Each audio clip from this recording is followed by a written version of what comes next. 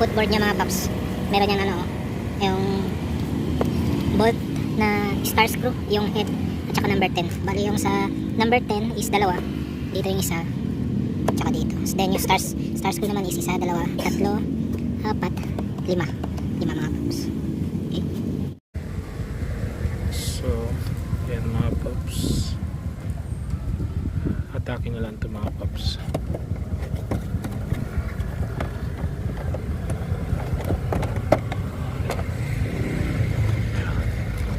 Then may bolt yan dito. Tutulak nyo lang ito mga paps gamit ng pliers. Ito, lock.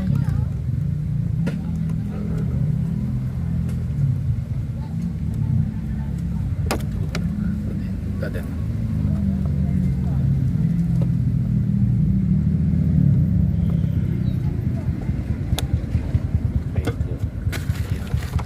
ito number 10. So, after nyo mabaklas mga paps, dito. Mayroon pa dito mga paps ito.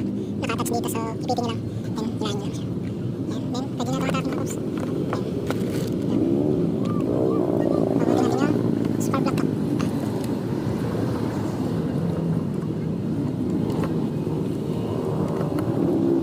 Okay, moment of truth tayo mga paps. So, wala namang build up ng corrosion dito sa ano niya.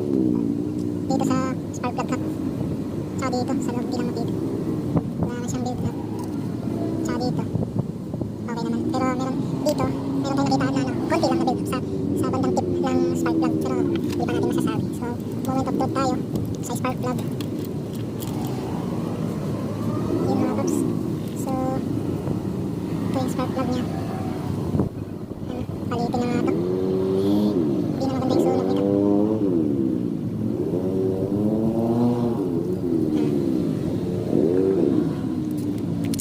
Palitin na ito mga paps. So, papalitan natin yun ng Tusho.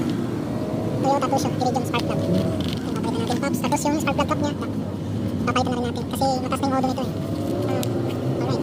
So, magpapalit tayo na yan mga paps. Yung kanyang spark plug cap dahil mataas na yung modo nito eh. So, much better. Habang hindi, wala pa yung ano, hindi pa siya nagkakaroon ng indication. Mas papalitan na.